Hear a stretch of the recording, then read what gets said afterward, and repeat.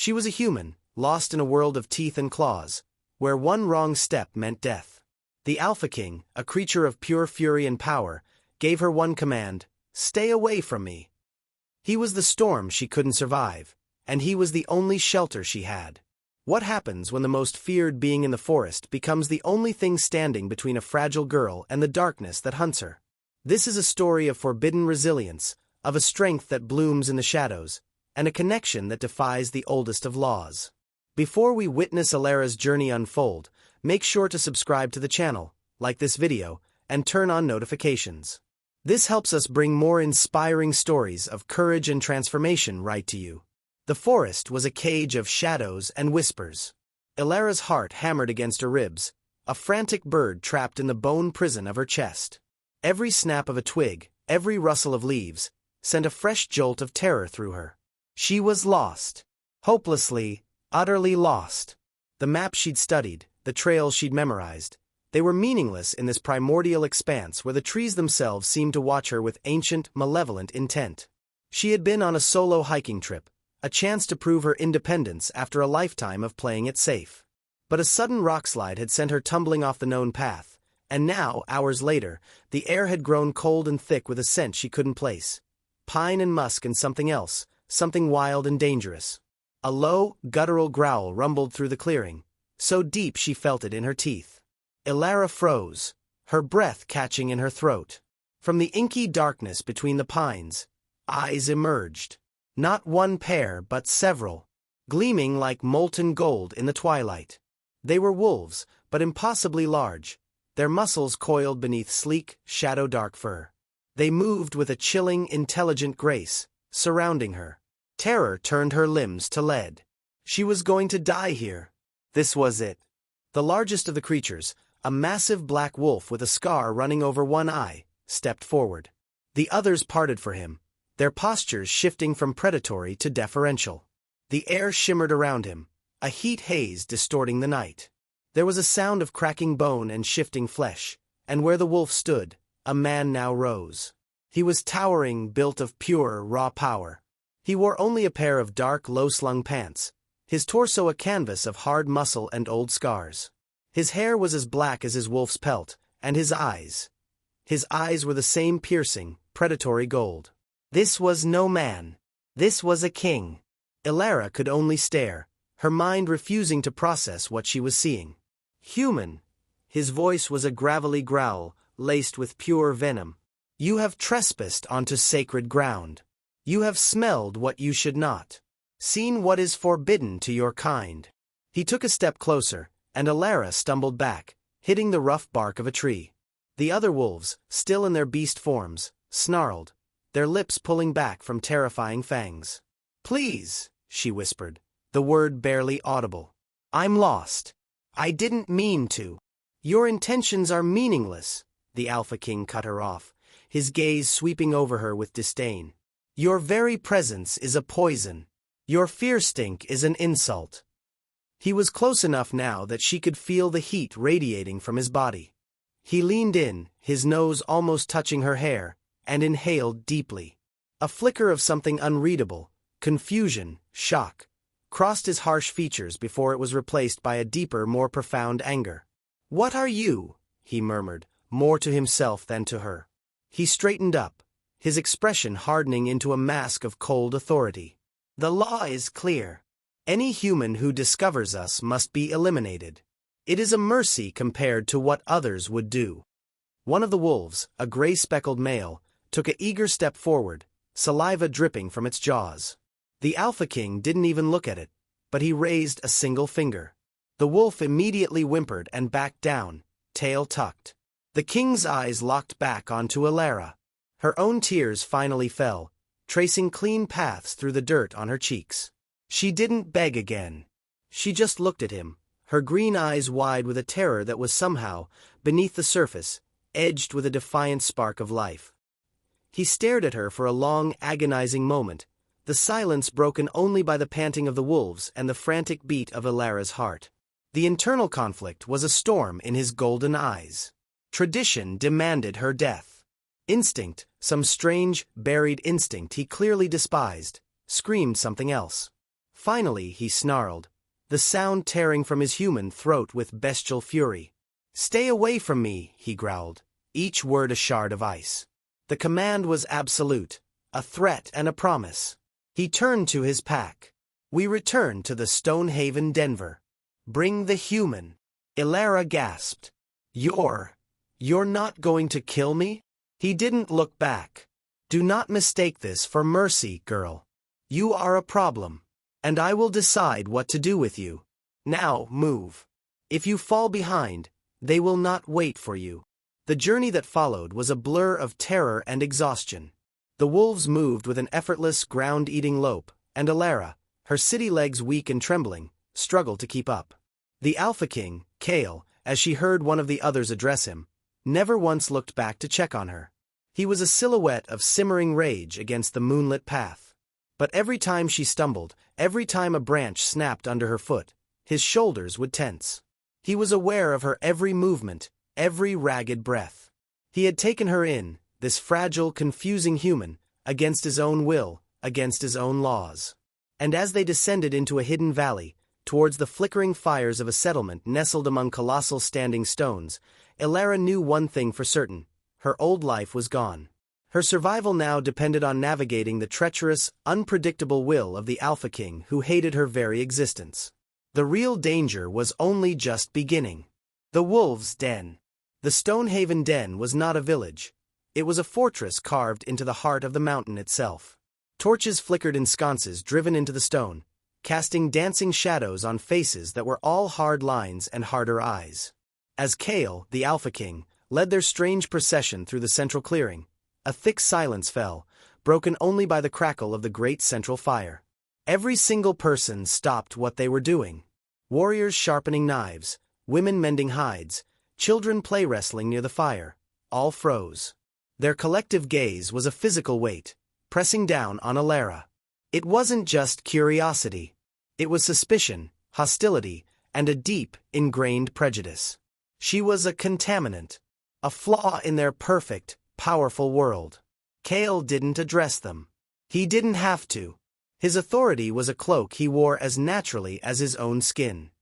He simply pointed a sharp, dismissive finger towards a small, isolated cave near the edge of the settlement, one that looked more like a storage crevice than a dwelling.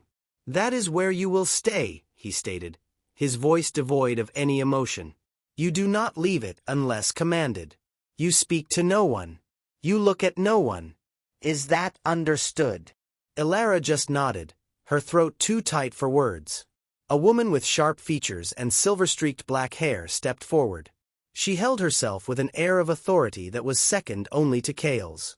"My king," she said, her voice crisp and cold. "What is the meaning of this breach?" "The human is my concern, Lyra, not yours," Kale replied, his tone a clear warning. Lyra's eyes, the same gold as his but infinitely colder, narrowed as she assessed Elara. "The law, Kale," she pressed, a dangerous edge to her voice. "Our laws are what keep us safe. What keep you safe. Do not question me." Kale's growl was low, but it vibrated through the very air. The pack members within earshot flinched. "The human stays. For now. End of discussion." He turned and strode away towards the largest cave at the head of the valley, leaving Elara alone under the withering glare of the entire pack. Lyra gave her one last, contemptuous look before following him, her posture rigid with disapproval. The first few days were a special kind of hell. Elara's cave was damp and cold, furnished with only a thin pallet of straw and a ragged fur. Her meals, a hunk of tough, unseasoned meat and a waterskin, were left just inside the entrance by a silent, scowling pack member who acted as if he were handling toxic waste. The isolation was crushing. But worse than the isolation was the constant, simmering danger. Whenever she dared to peek out, she was met with snarls from the wolves patrolling the perimeter. The children would throw small stones, their aim a little too accurate to be playful. She was a prisoner, a pariah. Her only solace, strangely, was watching Kale. From the darkness of her cave, she observed him. She saw the immense burden he carried. He wasn't just a ruler. He was the linchpin holding a society of powerful, volatile creatures together. She saw him settling disputes with a quiet word or a thunderous command, training his warriors with brutal efficiency, and always, projecting an image of unshakable strength. But she also saw the flickers of something else. The way he would sometimes stare into the fire, his shoulders slumped with a fatigue that went beyond the physical.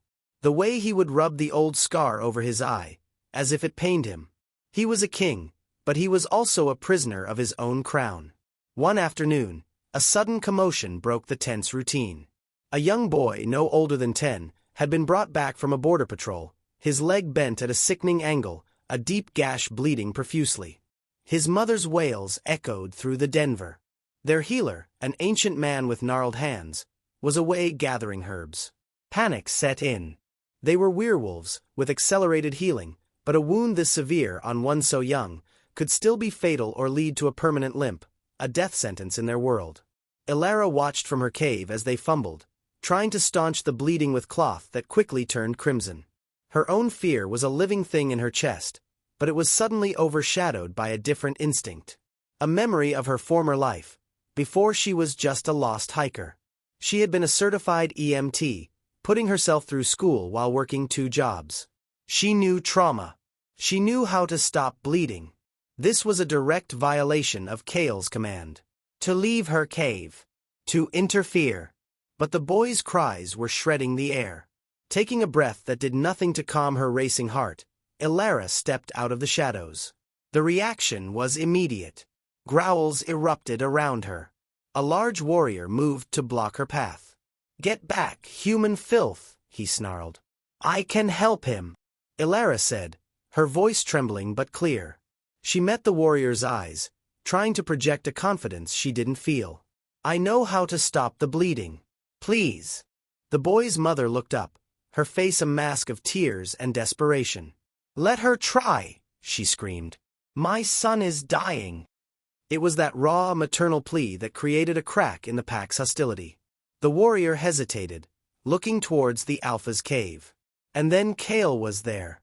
He had emerged, drawn by the noise. His gaze swept over the scene, the bleeding child, the panicked mother, and Elara, standing defiantly in the middle of it all, challenging his direct order. His expression was unreadable, a storm of conflicting emotions. The law, his pride, demanded he drag her back to her hole. But the reality was the dying child at his feet. Their eyes met across the distance. Elara didn't look away. She poured every ounce of her conviction, every shred of her forgotten skill, into her gaze. A tense, eternal second passed. "Let her through," Kale commanded, his voice a low rumble. The pack fell silent, stunned. Elara didn't waste the chance. She rushed to the boy's side, her training taking over. "I need clean cloth, boiled water, and something straight and strong for a splint. Now!" To her surprise, they obeyed. She worked with a frantic, focused efficiency, applying pressure to the artery, cleaning the wound with the water they brought, fashioning a splint from a carved piece of wood. Her hands, which had trembled with fear for days, were now steady and sure. She was so focused she didn't notice Kale watching her. He didn't see a fragile human anymore. He saw competence. He saw a calmness in the storm. He saw a strength that had nothing to do with tooth and claw. When she finally sat back, her hands and tunic stained with the boy's blood, the bleeding had stopped. The boy's breathing had evened out. He was stable. The mother looked at Elara, her earlier hostility replaced by a stunned, tearful gratitude. The pack members who had witnessed it were murmuring amongst themselves, their looks of hatred now mixed with confusion and a begrudging respect. Elara looked up at Kale. He was still watching her, his golden eyes inscrutable. The command, "Stay away from me," hung in the air between them, but it was now tangled with this new, unspoken truth. She had not obeyed. And in her disobedience, she had done what his own pack could not. She had saved one of their own. He didn't thank her. He didn't praise her. He simply turned and walked away, but the set of his shoulders was different. The problem he had brought into his den had just become infinitely more complicated. The Whispering Forest. A fragile, uneasy truce settled over Stonehaven, Denver. Elara was no longer pelted with stones, and her meals now occasionally included a piece of fruit or a slightly softer piece of meat. The mother of the boy she saved, a woman named Anya, would sometimes leave an extra fur blanket or a warm pastry by her cave. It wasn't friendship, but it was no longer open warfare. The pack was watching, waiting for their alpha's next move. Kale, however, became a ghost. He was more distant, more closed off than ever. He would patrol the borders for hours, his form a brooding silhouette against the skyline. When he was in the den, his gaze would sometimes find Ilara, lingering on her with an intensity that was no longer purely hostile, but something more complex, more frustrating. She was a puzzle he couldn't solve, a variable his centuries of experience had not prepared him for. The tension was a live wire strung taut between them. It snapped one evening during the pack's communal dinner. Ilara was eating alone, as always, perched on a rock at the very edge of the firelight. Lyra, the silver-haired beta, stood and addressed Kale, her voice carrying clearly in the night air. "The Moonglow gathering is in 2 nights' time, my king," she said, her tone formal. "The human's presence defile the sacred clearing.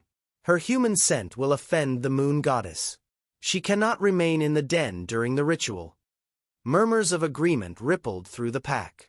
The gathering was clearly a pinnacle of their spiritual life. Kale's jaw tightened. "And where would you have her go, Lyra?" "Back to the human world, to tell them all our secrets."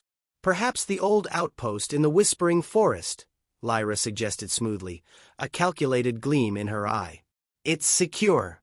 Isolated." Ilara's blood ran cold. The Whispering Forest was a place the pack spoke of in hushed, fearful tones.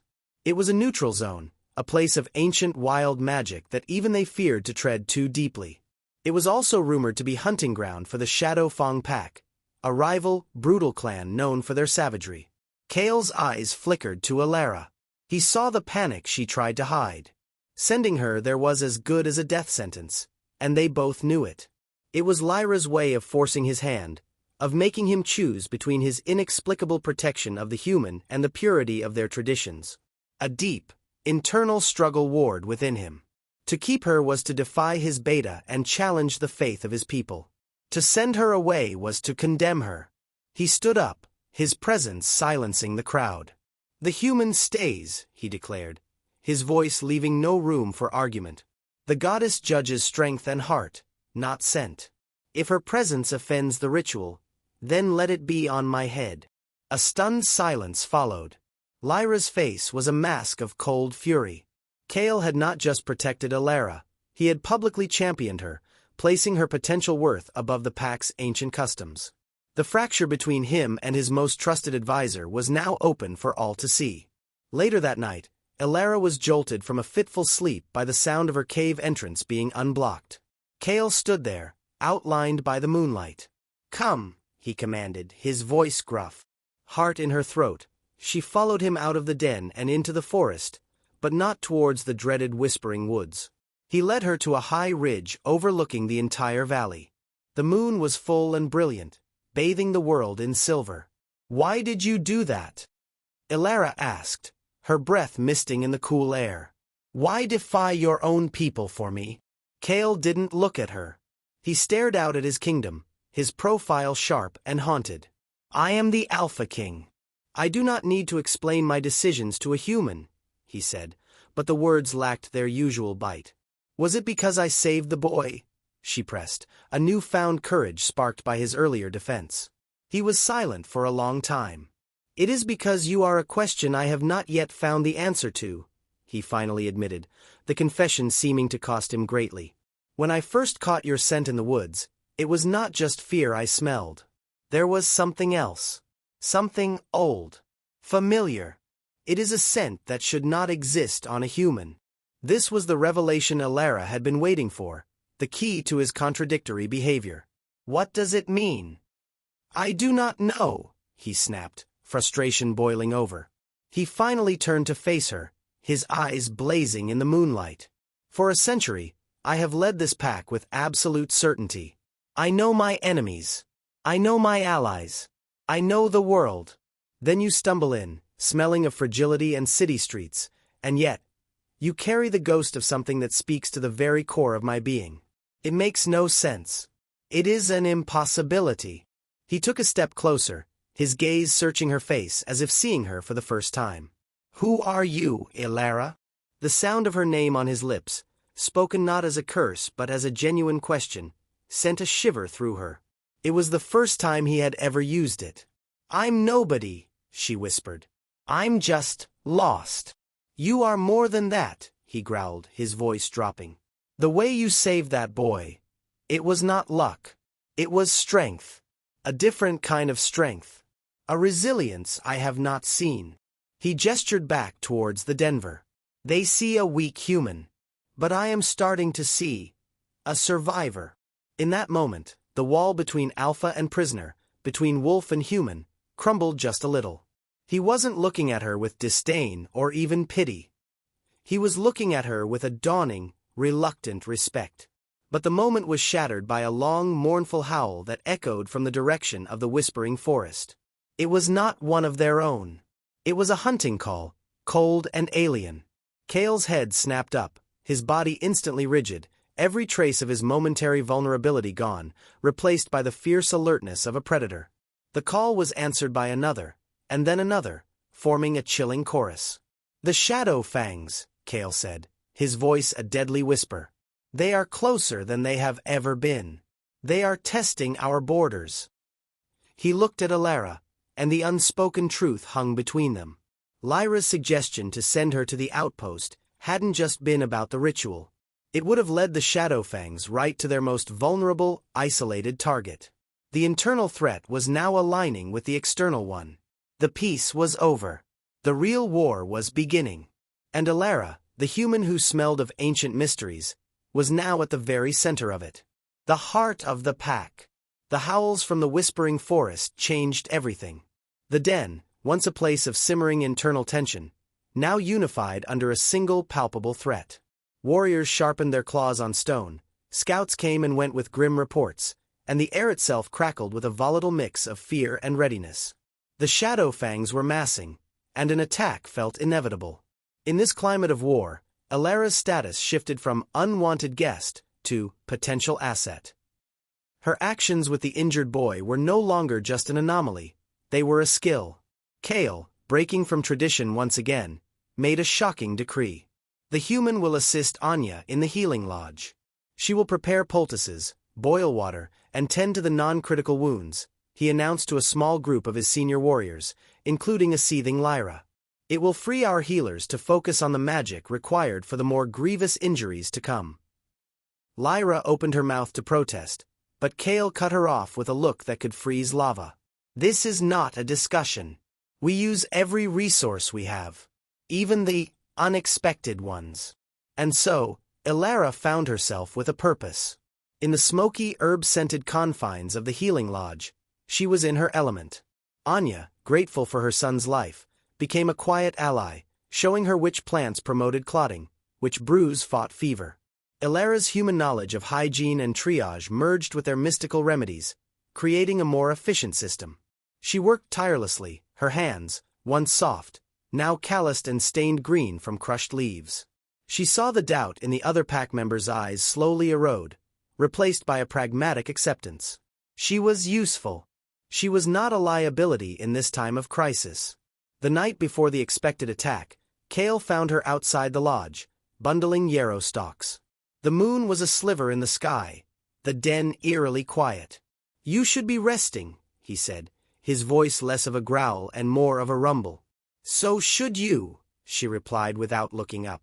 She felt his gaze on her, a constant warm pressure she was becoming accustomed to. The scouts report the Shadowfangs will move at dawn, he said quietly. They outnumber us. Their alpha, Goran, is a beast of pure malice. He seeks our lands, our resources, and the power he believes I hold. Ilara finally looked at him. In the dim light, the weight of his crown was visible in the lines of his face. He was prepared to die for his people. The realization struck her with the force of a physical blow. You will win, she said, with a conviction that surprised them both. He gave a bitter, short laugh. Your human optimism is misplaced. It's not optimism, she said, standing to face him. It's logic. You fight for a home. For families. For the child whose leg I mended. Goran fights for greed. History is written by those who have more to lose. Your pack's heart is strong, Kale. I've seen it. She had used his name again. And this time, he didn't flinch. He just looked at her, this small, determined human who saw the heart of his pack when his own beta seemed to have forgotten it. When the fighting starts, he said, his voice low and intense, you will go to the deepest chamber of the central cave. You will not come out, no matter what you hear. Do you understand? It was an order, but it was wrapped in a concern that made her breath catch. Kale, I can help. I can. You will get yourself killed, he snarled, his control snapping. He grabbed her arms, not to hurt her, but to emphasize his point. His touch was electric, sending a jolt of heat through her. Your strength is here, in healing, in resilience. Not on a battlefield. Promise me. His eyes were blazing, pleading. In that moment, he wasn't the Alpha King giving a command. He was a man, terrified of losing something he had only just begun to understand he needed. I promise, she whispered. He held her gaze for a moment longer, the air thick with unspoken words, with a connection that had grown in the soil of defiance and shared burden. Then, he released her and melted back into the shadows, leaving her alone with the thunder of her own heart. Dawn came, painted in blood and fury. The battle cries of the Shadowfangs were a horrifying symphony of snarls and shrieks. Ilara, hidden in the dark cave as promised, flinched with every crash, every scream of agony that echoed down the stone passages. The scent of blood and dark magic seeped into the air. Hours passed like an eternity. The sounds of battle began to shift. The triumphant roars of the Shadowfangs grew louder. They were breaking through. Despair, thick and cloying, filled the cave where the wounded and the young huddled. Then, she heard it. Kale's roar, filled not just with rage, but with pain. He was wounded. He was falling. Without a second thought, Ilara broke her promise. She grabbed a bundle of bandages and a skin of water and ran out into the chaos. The scene was a nightmare. Bodies of wolves and men littered the ground. In the center, Kale, in his giant wolf form, was surrounded. A massive, brindle-furred wolf, Gorin, had his jaws locked on Kale's hind leg, while others harried his flanks. Lyra was nowhere to be seen. Kale was faltering, his movements slowing. He was going to be torn apart. Ilara didn't think. She saw a warrior fall, a long, sharpened spear clattering to the ground beside him. An idea, desperate and insane, ignited in her mind. She ran, not towards Kale, but towards the high ridge overlooking the battle, the same ridge where they had stood the night before. With a strength she didn't know she possessed, she plunged the spear into one of the large, ceremonial signal fires that was kept burning. The oil-soaked rags wrapped around the tip ignited instantly. Taking a deep breath, she hoisted the heavy, flaming spear. She wasn't a warrior. She had never thrown a spear in her life. But she was a survivor, and she was fighting for her home. With a cry that was part terror, part fury, she launched the spear. It arced through the smoke-filled sky, a comet of defiance. It didn't hit Gorin. It didn't need to. It slammed into the ground directly between him and Kale, the sudden roaring wall of fire forcing the Shadowfang Alpha to recoil in surprise, releasing his hold. That single second of distraction was all Kale needed. With a final earth-shaking roar that spoke of a power renewed, he surged forward. His jaws found Gorin's throat. The crack of bone was sickening, final.